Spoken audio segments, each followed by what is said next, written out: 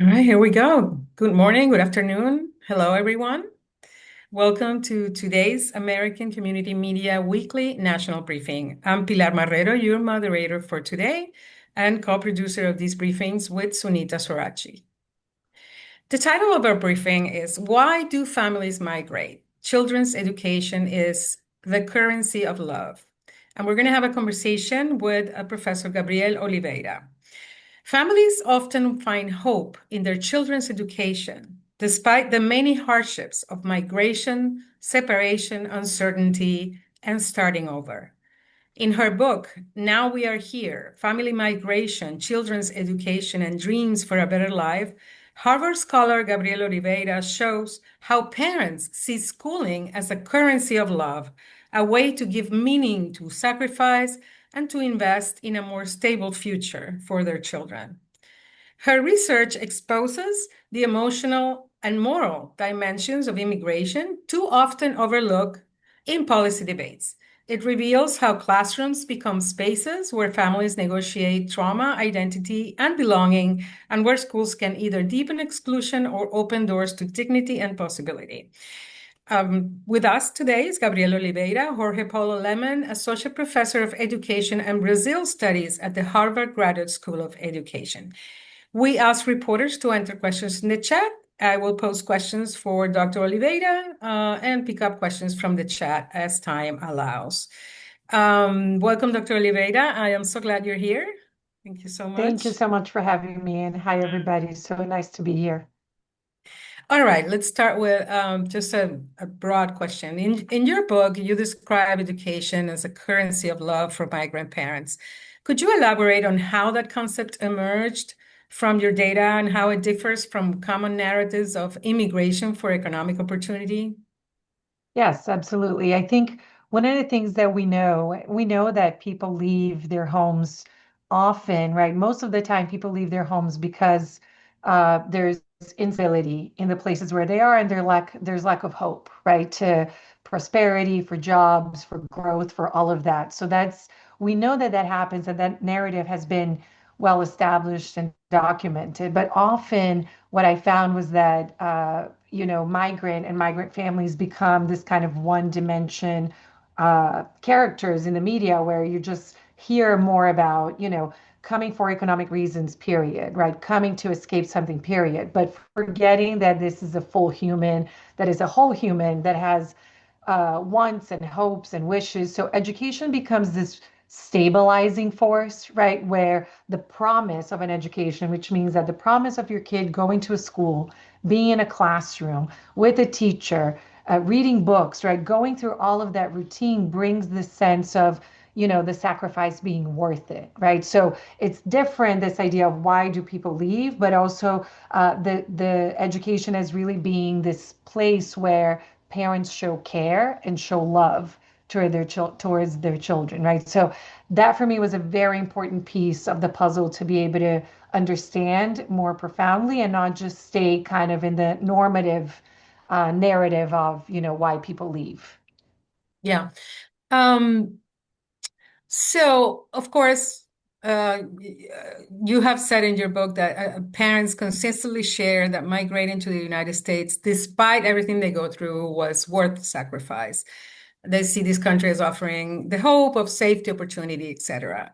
However, we are, of course, in very difficult times for migrants. Have you spoken to these families lately? Can you elaborate how they weather storms like the ones we are living now in the US? Yes. And one thing that I always try to, remind folks is that this research was really started in the first Trump, right, presidency. So that also felt incredibly complicated, right, for a lot of folks in terms of what was happening. And these families were detained and often separated. So a lot of their trauma of what happened was there in 2018, right? So the narrative that these families continue to live by, which for me is always incredibly inspiring, and the resistance that they show is that they're looking at this as another emergency, right? So they talk about multiple disruptions, which is a concept I talk about in the book as well, that you go through these multiple disruptions, which is you leave home because of the situation you're encountering. You get to the border and something like detention and separation happens, which is another piece that is incredibly complex and potentially traumatizing right there.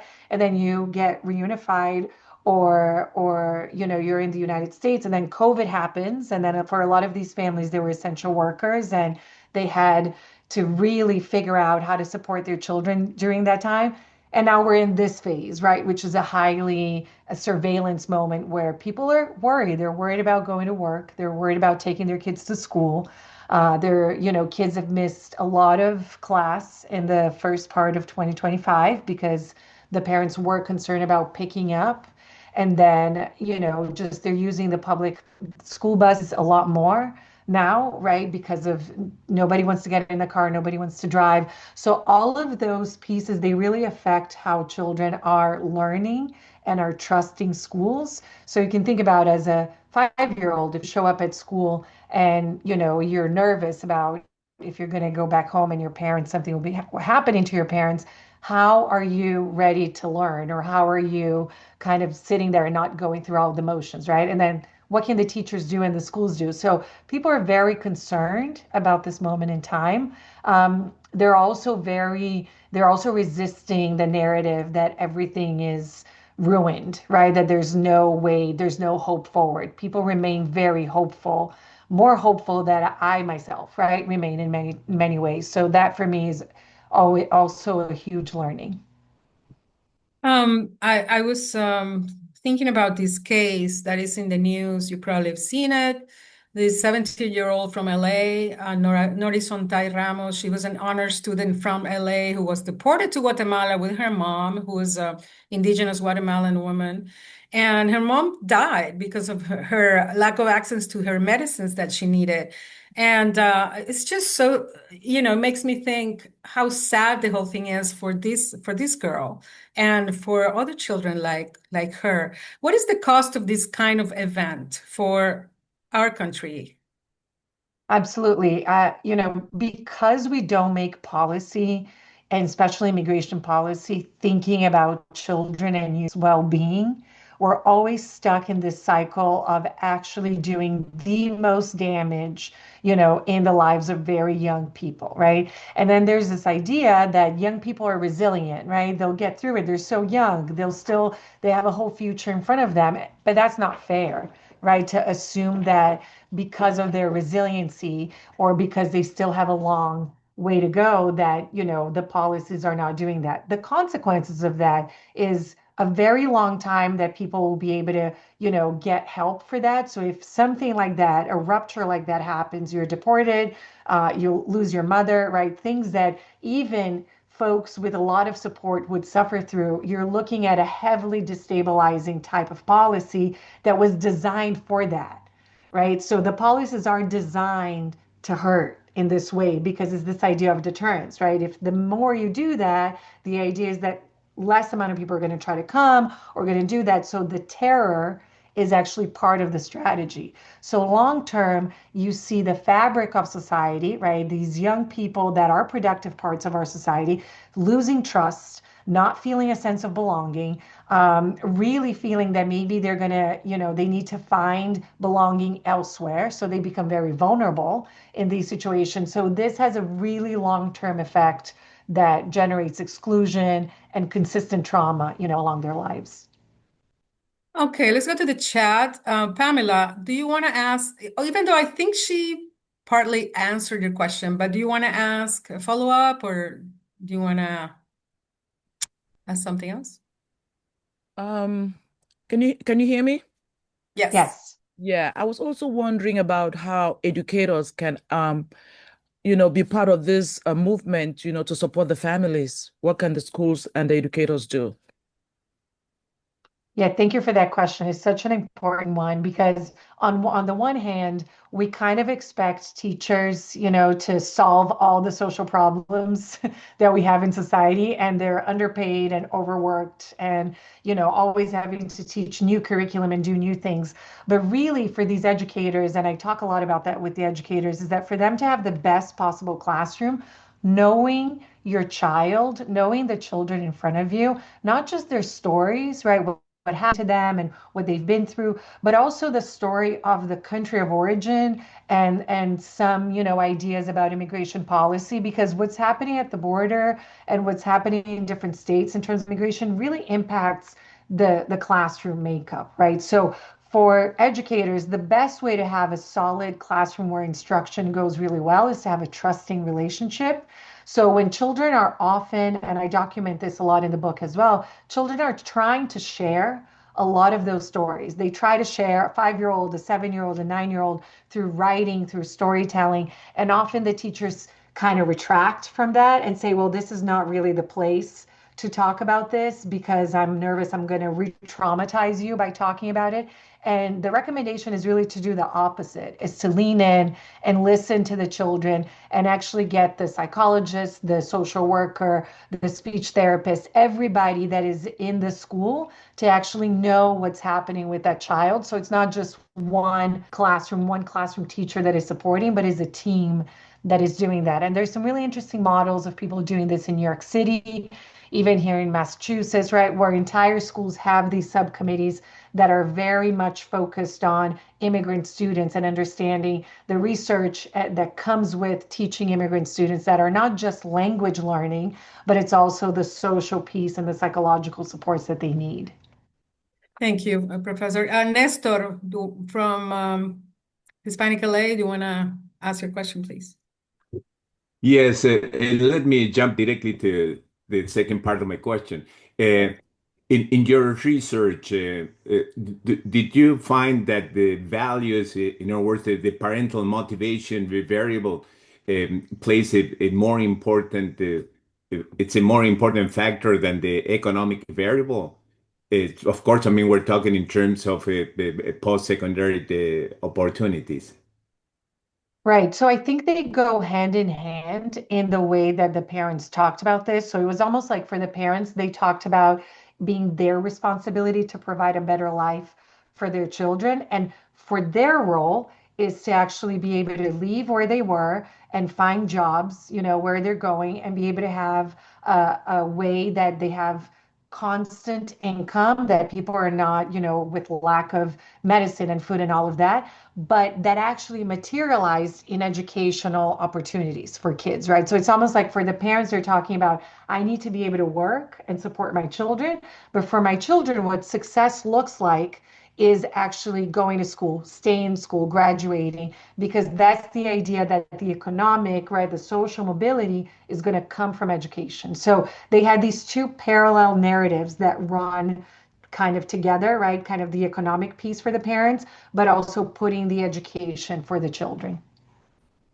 Thank you. Thank Peter, you. Peter Sherman, you want to ask your question, please?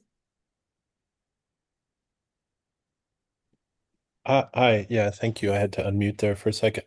Mhm. I'm curious, you know, I, there are families that will immigrate from countries like China, Korea, Japan, where, those countries, the education systems are often sort of lauded for the academic success that they see in their students, math, STEM subjects specifically.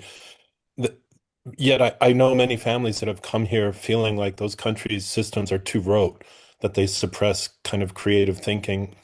So I'm curious, with that in mind, what's your sense of how countries around the world, including in East Asia, how do they see the American education system, which is far from perfect? Anyone that has raised a kid here knows that. And how much does that factor into this notion of the American dream? Hmm. No, that's a great point. And I too have two kids in the public school system right here in the United States.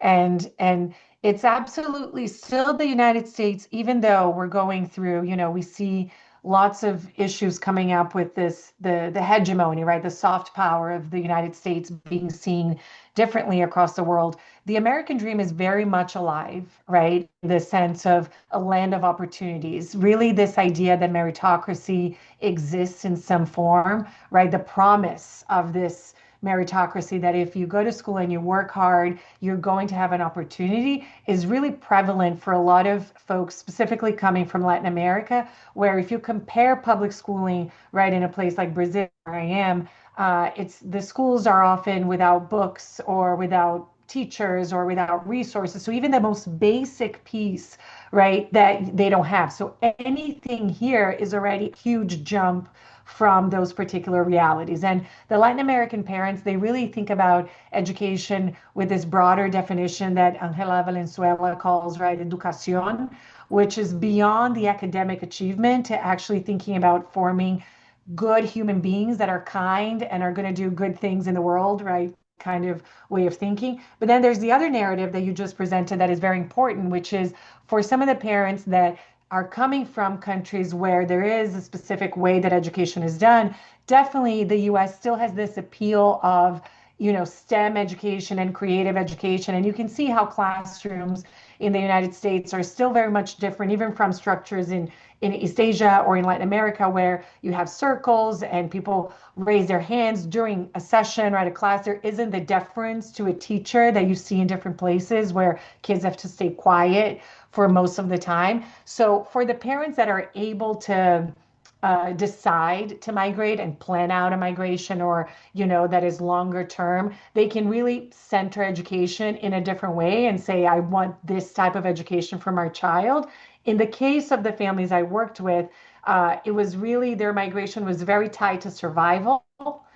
So the idea that of education in the United States was more of a promise than actually pinpointing they're going to be more, creative thinkers, or they're going to have, better chances at a biology lab. That came after they got here and understood just the different opportunities they had. But that's a great difference to think about, and I think it's a great study to be done comparatively. There's a question here by Carlos Roa. Carlos, you want to ask your question?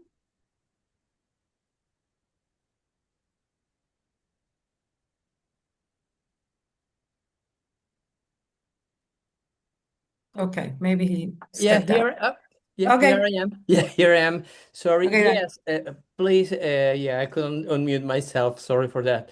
Yeah, my question is, if we can know some kind of comparative numbers between the first generation immigrants' education and the second generation that has been raised here and has better opportunities of being educated.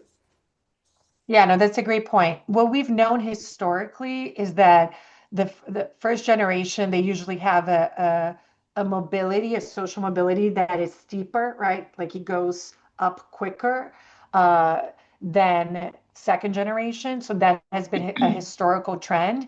Although we're seeing differences now just because the number of second generation is just growing exponentially, and we're actually looking third, fourth, right? Like just it's different from the kind of analysis that we used to do in the 90s and early 2000s because of the 80s and what the 80s meant. But usually, first generation, you would see a steeper, quicker climb in terms of achievement, success, academic success, right? And what you also see in the data is that you have English language learners that arrive and they're not scoring as well academically versus kind of the US born kids, but then by fifth grade they equal to that, right, in the formal testing, and then after that they do surpass, slightly that for first generation in terms of achievement. The issue with that is that if you break down that data and you look at levels of poverty, and depending on where they are, you actually see trends where it's not so much just about being first and second generation, but it really has a lot to do with zip code and which schools they're going and the levels of poverty in each of these places, because a lot of these kids are often sent to overcrowded schools that are underfunded, and that has a huge impact in what they can achieve. Thank you. Irene Diaz Bazan, do you want to ask your question?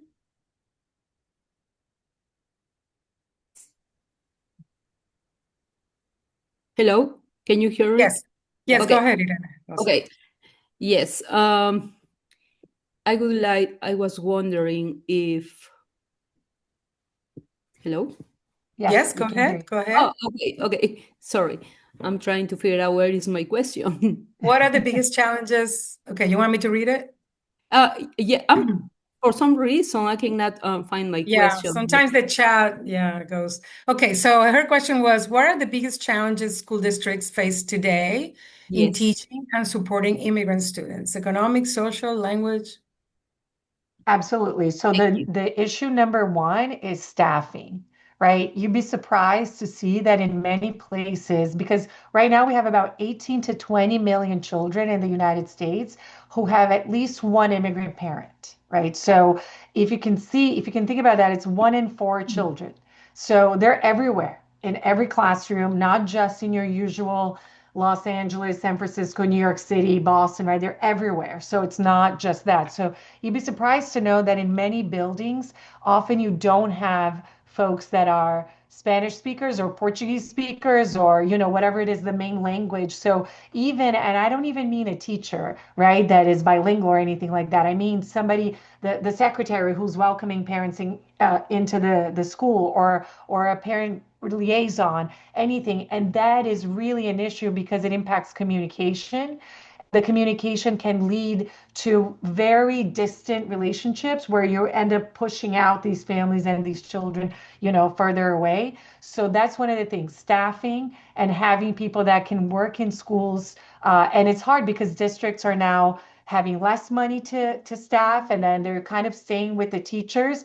But all these other positions, like a family liaison or a student coordinator, all of that is disappearing because of the lack of funding. So that's one of the key issues, that schools just don't have enough people to support the cases and to understand the different needs that children have. And that's really an issue. Just quickly, the second thing is that, for example, if you have a special educator, right, in the school, but their training has been very focused on just a particular type of special needs that they're looking, but they're not really trained into thinking about the language aspect or, a lot of the other pieces. So a lot of language learners are often also categorized as special needs kids, even though it's a language barrier, right? It's not a special needs piece. So all of that gets confused because you don't have enough staff because of funding and training. Nicole Chang, do you want to ask your question? Yes, thank you for giving me an opportunity. Yeah, one of my question is, because my background is Korean, I want to ask a question about Korean immigrants' family. They are often described as having a, deep education is everything mindset. How does this cultural emphasis compare with the families you study in now we are here? And I Yeah, have that's a another great, oh, question sorry. is that what lessons from your research might help schools support students who live between two educational culture, not only Korean, but other Asians or Hispanic disciplines and American individualism? Okay, those are Thank two you. questions. Absolutely. Thank you. So I'll quickly start with the second one. I think, we have this attempt, which is a good attempt from educators across the United States, of creating these multicultural classrooms, right? And we often see that kind of materializing in what we call the heroes and holidays style learning and teaching, right? Where you say, oh, this month we're going to talk about this and we're going to eat the food and we're going to learn a little bit about the country, but it stays in a superficial matter and then it's kind of fleeting, right? In that way. So for a lot of these educators, one thing that folks can do that it's to kind of deepen that sense of understanding the history and understanding that you can have parents and children actually present on their culture and their traditions in the classroom and bring that more into the classroom. One thing that I saw parents in this research, they're very proud of having made it. They're very proud of where they came from. They're very proud of their food and their culture. So creating avenues where that can be displayed and not just put into like a quick superficial curriculum is really important. Having a family night, potluck, right? All these different things where you bring the community together. That's how you build trust. And by not having, a lot of educators often assume that if the parents are not participating, it's because they don't care about education. And I always say it's the opposite. They care so much about education that that's why they're here, right? So kind of flipping this deficit framework into an asset framework of they're bringing really interesting things here. And I think just quickly on the first piece, which is reminded me a little bit of a point somebody else brought, I think the education is everything mindset is still true to a lot of these families that I talk to. However, their definition of education, I find it to be broader than the kind of academic achievement that will lead to a good job that's going to lead to this success, right? Being an educated person also means this kind of sense of respect and dignity and, understanding the elders and kind of being this person, right? This whole person in the world. So I think that's kind of where the education may differ. Thank you so much. I'm going to ask the question on behalf of Aitana Vargas, and I don't know if you'll be able to answer, but let's do it. I am wondering if someone has put together a database that keeps track of the school to deportation pipeline at the national, state, or school district level. Do you know? There is, and I can share, there's a researcher called Joanna Drebby. She's a sociologist out at SUNY, and they have really, really important databases. I don't know if they're having the specific school to deportation pipeline because they're minors, and it could be something related to privacy laws. I don't know. But they have really interesting databases of kind of how what we're seeing, the government is not reporting the numbers in a way that is, legible for all of us. So people are trying to figure out different ways to follow the trends, and they have really great databases. All right, great. Sway Sway, do you want to ask your question?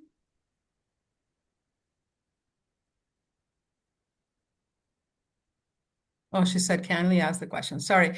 How are the children of immigrants educated in U.S. schools shaping the future workforce and economy? And what message does that send to policymakers who view migration purely as a cost? Right. So we can see how, if we think about it in economic terms, the competitiveness of this country depends on immigrant labor.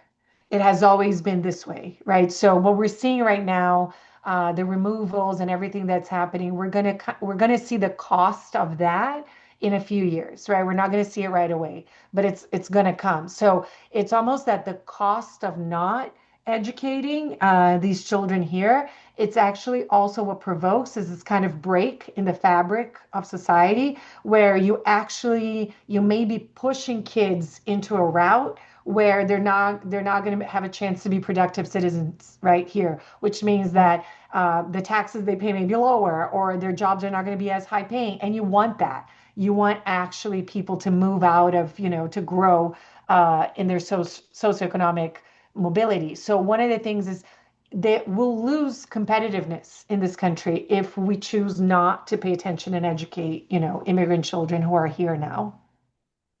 Okay, we're almost at the end. Let's try to get this question in by Araceli Martinez from La Opinión. Araceli? Hello, Pilar. Thank you. In the middle of this anti-immigrant climate, many immigrant families have decided not to send their children to school and instead of that request virtual classes. How do you think this will affect children, considering that after they already have spent months indoors during the pandemic taking virtual classes? And I don't know if you have an idea what % of the children are immigrant children are taking online classes. Thank you for the opportunity. Thank you so much. I don't know the percentage of kids that are taking online classes because it is my understanding that many states kind of reverted to a full in-person only option. It is the case here in Massachusetts, for example. So I'd have to see if any other states have a different policy. So I'm not even aware that many children are given this option. The biggest issue that we see is that we have not been able to come back from pre-COVID levels of math and literacy. We're not even there, right, from pre-COVID. So missing school is the number one factor that's going to really impact how these kids learn. So how do you learn? Exposure, right? It's exposure is having a teacher, having clear instruction, having scaffolding that is clear to you, right? So all of that you really lose. They're losing every day that they're losing, right? It really impacts the kind of bigger piece of that. So it is one of our biggest concerns is actually attendance, right? And kind of seeing that kids are not coming. And the districts, what they're trying to do is communicate a lot with the parents and say, it's safe to come. These are the ways that you can come. We're protecting you. Nobody's going to do this in our schools. And they're doing all of that. But in the end of the day, they can't really promise that. So they're kind of stuck in between these two pieces of really trying to communicate, but also understanding that they don't want to be responsible for a family being separated again. Can you answer one more question? Oh, I have time, so you keep me as long as you need me. Oh, thank you so much, because there are so many good questions. Yeah. Okay, there's a really, let's see. Okay, this is interesting from Nancy Tran. Do you want to ask your question? Nancy?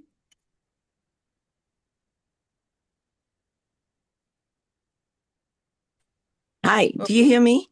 Yes, go ahead, Nancy. Okay, I think currently we have the attitude and the policy against DEI. How does it affect education in the United States? Thank you. Absolutely. So the biggest impact is not only, some people may think, oh, we're just substituting the name, but we're losing offices. We're losing diversity, equity, and inclusion offices that had budget attached to them. And those offices were responsible for doing a lot of the work that thought about how do we include kids? How do we include families? What are the strategies to do it? And then if you lose the office, you lose the budget and you lose the staff, right? And then it's up to people to kind of do that individually. And then teachers are doing it, educators are doing it, but you lose this kind of strategy that more people can access and really a hub for resources. So think about it. If you are a new teacher and you're trying to figure out how to do that and you have a DEI office, you can go there, get trained, get the resources, get feedback and implement it. If you don't have that and it's kind of every person for themselves, you're looking for somebody who's going to help you with that. So it is really more of a problem again of the people that have been doing this work for so long and now are being pushed out of, the educational structures, and we're losing that knowledge. Wonderful. Thank you. Brianna Mendez Padilla, please go ahead with your question. Hi. Thank you so much for taking the time. Yeah, so I was curious, at Impulso, we cover the Oaxacan community. So I was curious about for indigenous immigrant communities, kind of what kind of barriers arise when schools assume that all Latin American migrants share the same language and cultural background, and also just how can this be avoided? Yes, and I think one of the things that we see, there's a school in New York City that I used to work with that I think there's 125 languages spoken, in this school. It was something like absurd like that. So it's hard to expect that you're always going to have an adult that speak one of the languages, right? Specifically an indigenous language can be harder to find people to do it. But one of the things that we've tried to really encourage districts to do is to think about how parents can participate and can volunteer in not just in school hours because they're working, but even if it's a 30-minute moment where they're in the schools and they're doing a little bit of translating and doing that type of work together, because it builds that trust. But the main thing is really to change this idea that, if you have an indigenous migrant child coming into your classroom, that, educators often have this idea that, oh, this is a burden for me to resolve, as opposed to, no, we're going to take on the curiosity way of learning here, which is the real pedagogical way to learn is through being curious, right? So what are the interesting questions and how do we do that? And now we have, for better or for worse, we have AI, which you can do translations on the go right when you're doing that. And I've seen many teachers actually listen to something and translate and play back. So, and that it doesn't solve the problem completely, obviously, but it builds that trust. It builds that idea that you're trying to connect with me, you're not excluding me, right? There's also lots of really great ways where people are doing these like lunch bunches where kids are together and they have a buddy where they're teaching and learning things about their own culture without bunching them in terms of these are all the Latin Americans or even the Brazilians or the Mexicans. They're not all the same depending on where you're coming from, right? So kind of breaking that apart and giving kids room to talk about where they come from so they can be proud and not hide. Because right now we're in the moment where this idea of being invisible is kind of being taught around because you don't want to call attention because you're afraid. And we have to be quick to kind of correct that and say, no, visibility is important in terms of your cultural backgrounds. Thank you. Sandra Martinez from Peninsula 360 Press.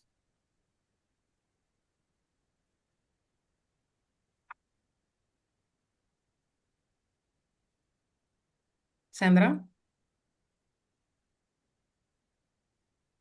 Okay, I'm going to ask the question. What direct message would be key to encouraging and motivating families to support their children and prevent them from dropping out of school due to fears of deportation? That's a tough one.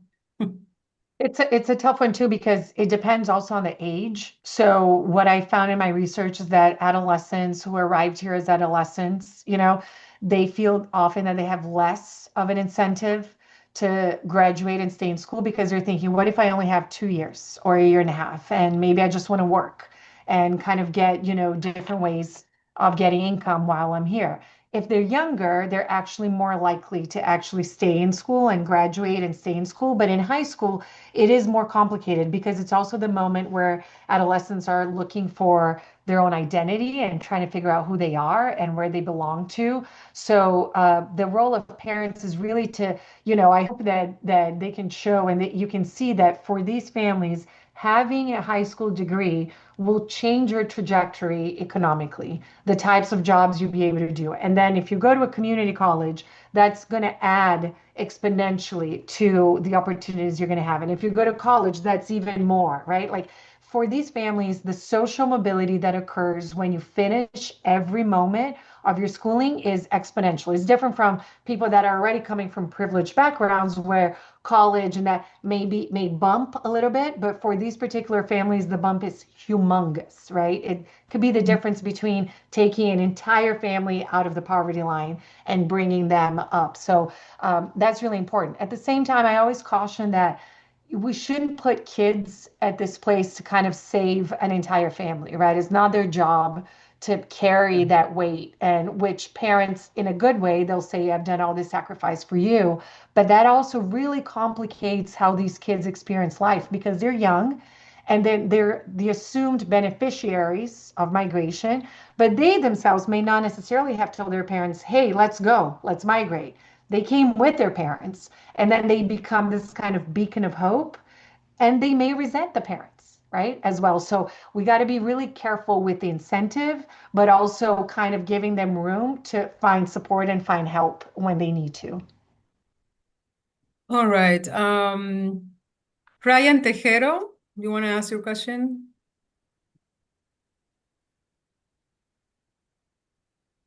Takes a while to unmute. All right, I'm going to ask it. How much value do immigrants put on formal education versus vocational education in reference to cost? Yeah, so the formal education, crucial K to 12, right? So this idea of going to school, going to a school building and doing your classes and not missing class, very important, right? In that way. The second piece of the vocational, that comes more after this idea of what's the post, right? Like the post-graduation plan. And taking a vocational job is great. A job is a job is a job, right? So that's really important in terms of kind of survival and doing well. What parents really try to also do is recognize when they have kids who are extra interested in math, for example, or extra interested in something, and kind of try to find pathways to get more of that, which can lead a child or a youth, right, to go into a 4-year college.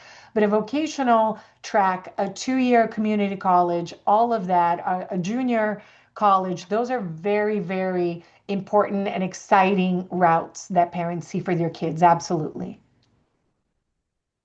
Solomon Smith.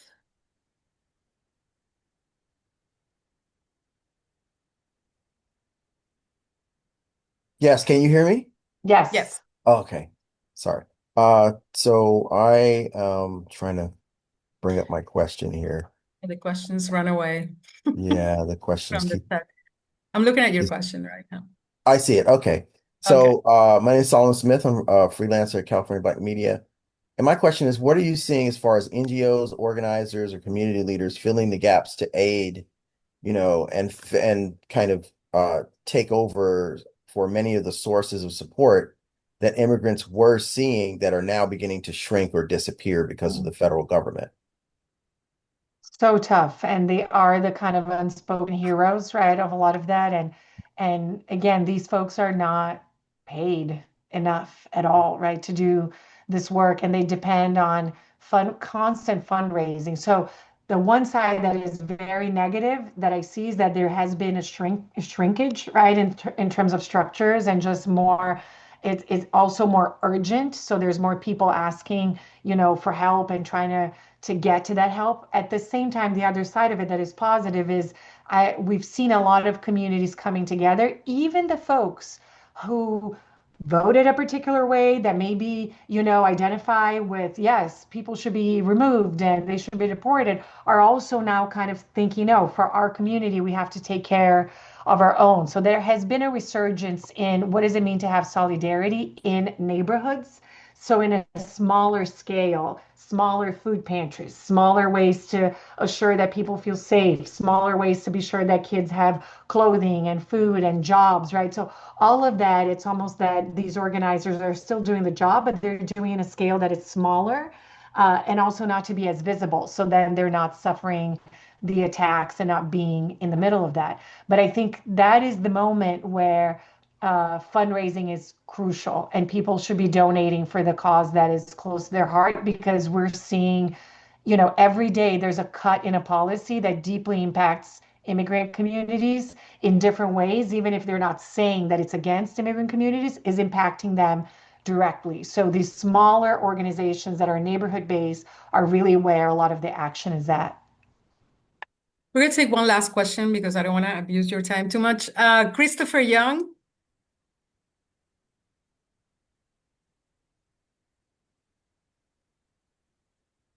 Christopher, you around? Oh, it's muted, I think. Christopher Young, he might have stepped out. I see him. I see him. Oh, there you, yeah. Doctor, hello. thank you so much for being with us today. Have you discovered any levers in your research that can get the attention of deeply conservative policymakers? Like in a state that's the antithesis of Massachusetts, the state of Mississippi. And I know you already approached the employment aspect, but are there any other levers that you've discovered that that can be implemented to get these people to focus on humanity and rightness? Yes. And thank you for that question. I agree with you. It's much easier to do what I do in Massachusetts, right? And go around in my soapbox. And people are like, yes, yes. So I'm preaching to the choir a lot, in that way. But I do talks in Florida and in, different places where folks have disagreement. But I'll say that the biggest lever for me that I have found that people tend to convey and come together is when we talk about children specifically, when we isolate kind of a child and that's one of the reasons in the book I try to write these very detailed stories about a 5-year-old going to school, and to kind of pull into this idea of, if you're not concerned about a child's well-being, where's your moral compass, right, in that way? And I feel like I wish I didn't have to, for me, I wish it was just, okay, we all agree that families are deserving and they're not here to take. So I also try to lean in a lot in that message, that this idea that immigrants are here to take, it's actually the complete opposite, right? It's to give. It's to give the gift of education. It's to give the gift of a better life. It's to give. So kind of switching the narrative of this idea of taking to giving, and really staying on the beat of talking about young children navigating, this, which they're blameless, right? They're not to blame. So even in folks who feel some sort of allegiance with a religious, kind of organization of that, you can see how I tend to see more common ground in when we talk about how do we make sure that we're thinking about the well-being of children, right? How do we make policy that is thinking about that? So I'm sure that's not satisfactory, but I think those are the two pieces that I've seen people kind of say, okay, I'm listening, as opposed to completely, shutting me down as something else. Dr. Oliveira, you've been a trooper. Thank you so much for answering so many questions, 45 minutes. I'm gonna stop it right here, not to abuse your time. It's been very informative and very illustrative and very inspiring. Thank you so much for joining us and Oh, my answering. pleasure. My pleasure. And you can find me, I have my Harvard email online. So if you have other questions that we didn't get to, please feel free to get in touch with me. I'm happy to talk. So thank you so much, Pilar, for all that you do. Thank you Okay. for having me. Thank you. Thank you. Obrigada.